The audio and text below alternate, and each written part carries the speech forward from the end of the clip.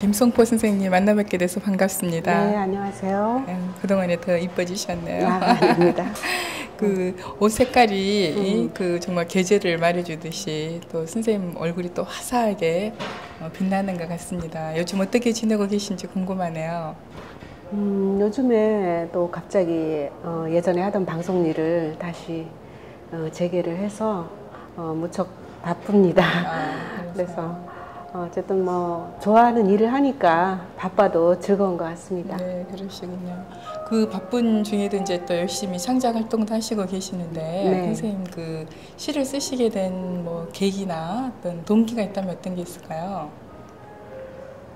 글쎄, 시를 쓰게 된 동기는 중학교 때부터 담임 선생님이 시인이셔가지고 그 책을 나눠줬었거든요. 그때부터 막연하게 시에 대한 동경은 있었던 것 같고요. 그다음 이제 고등학교 때 또 학교 편집 활동을 하면서 자연스럽게 글과 접하게 되었고요. 그리고 이제 대학 때도 막연하게 있었는데 이제 전공이 틀려서 조금 주춤했었는데 졸업을 하고 나서 막연하게 신춘문예에 도전을 하고 싶다는 생각을 했어요. 그래서 정말 실력이 되지도 않는데도 불구하고 신춘문예에 도전을 했던 기억이 납니다. 그래서 결국에 또 좌절을 하고 이제 결혼을 했는데요. 결혼을 하고 한 7, 8년 뒤에 남편하고 떨어져서 살게 된 기회가 있었어요. 근데 상당히 그때 힘들고 외롭더라고요. 그래서 이제 그 남편이 없는 그 사이에 밤에 아이들을 재워놓고 글을 쓰게 되었던 것 같습니다. 그래서 그때부터 아마 본격적으로 글을 쓰게 되지 않았나 싶은데요. 어쨌든 계기는 여러 가지가 있는 것 같습니다. 그런데 저한테는 그런 게 있는 게 아닐까 싶습니다. 네, 그러시군요. 그렇게 이제 여러 가지 기회로 해서 시를 쓰시게 되셨는데 그렇게 시를 쓰게 된 뭐 동기 속에도 이제 사람에 대한 그림도 있겠지만 선생님께서는 뭐 시의 소재나 주제가 있다면 어떤 게 있으신지요? 주로 시의 소재는 저는 즐겁고 기쁨보다는 슬픔과 또 고독과 또 외로움이었다라고 생각이 듭니다. 저희 어머니가 한 7, 8년간 아프셔서 제가 바로 결혼을 하고 나서 돌아가셨어요. 그래서 거기에서 오는 어떤 정말 아킬레스건이라고 할까요? 제가 결혼을 하고 아이를 낳아보니까 어머니가 나를 어떻게 키웠는가에 대한 그것이 생각이 났었거든요. 그래서 거기에 대해서 오는 그 막연한 어떤 외로움이나 깊은 슬픔이 아마 시로 연결되어 있지 않았나 생각이 됩니다. 그래서 가끔 제 시를 보면 슬프다라는 생각을 주위에서 참 많이 하거든요. 이제 그 마음속에 내재된 그런 슬픔에 또 외로움과 고독을 이제 이렇게 끄집어내시는 그런 시가 많으시군요.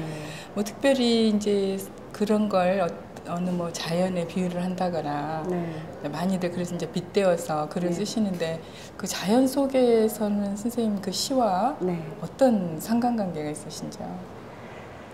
글쎄, 처음 시를 쓰게 된 사람은 누구나 자연에서 오는 어떤 신비감과 또 황홀함 같은 게 있지 않을까요?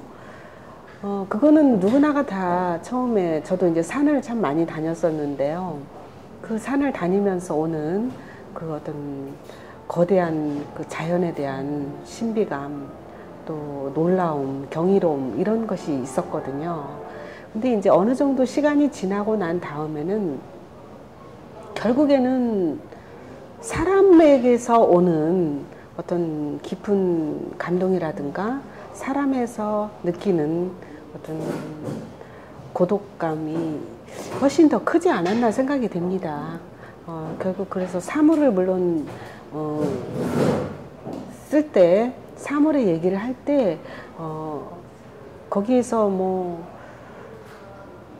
형상화해서 무슨 손톱이다 그러면 그 손톱에서 오는 형상화를 과연 무엇을 할까 그래서 제가 어저께 풀잎이라는 그 형상화를 통해서 글을 한 편 썼는데요. 손톱도 자라잖아요. 풀도 자라고요. 계속 자라잖아요. 결국은 깎아내야 되고 베어내야 되는 그런 형상화를 통해서 글을 쓰게 되는데요. 결국 사물과 자연과 사람은 결국 하나가 아닌가 하는 생각이 듭니다. 네, 정말 그 좋은 그 접목이 잘 되신 것 같습니다. 뭐 또 선생님 특별히 좋아하신 계절이 있다면 어느 계절을 좋아하시는지요?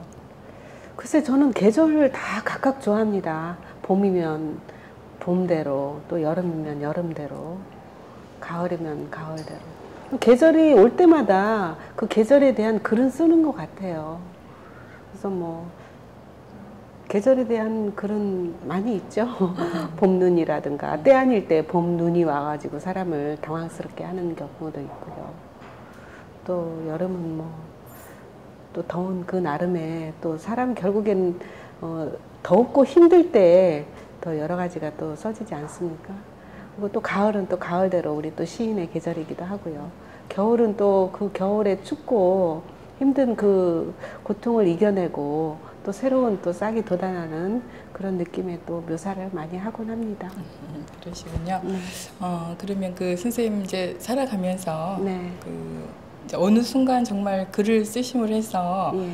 내가 이제 시인이라는 그런 호칭도 받으시고 또 그 시가 사회에 주는 어떤 책임감 또 자신에게 주는 어떤 그런 책임감 같은 게 있는데 시인이 되시고 나서 선생님의 그 달라진 삶이 있다면 어떤 게 있으신가요?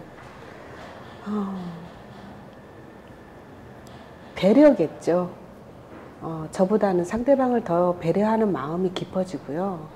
또 겸손해지고 낮아지는 것 같아요.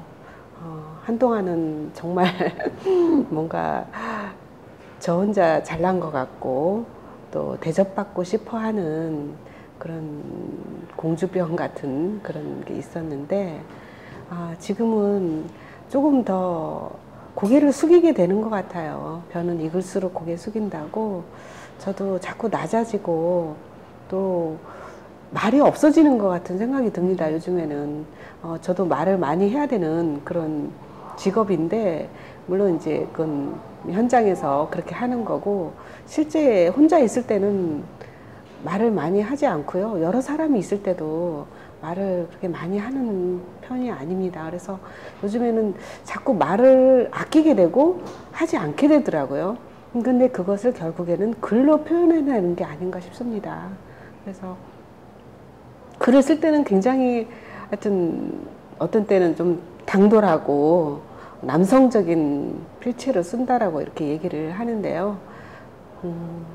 내면에 있는 것들을 결국 끄집어내어서 밖으로 표현해내는 것이 바로 글을 쓰는 일이 아닌가 싶습니다.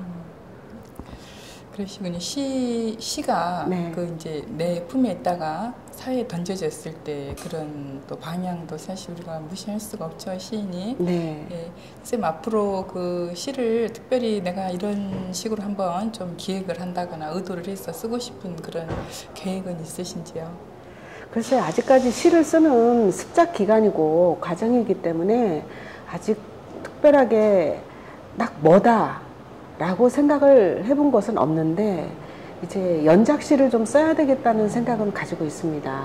만약에 곤충이면 곤충에 대한 연작시, 뭐 자연이면 자연에 대한 연작시, 또 뭐 어머니면 어머니에 대한 연작시를 1편부터 계속해서 한번 써나가야 되겠다는 생각은 가지고 있습니다.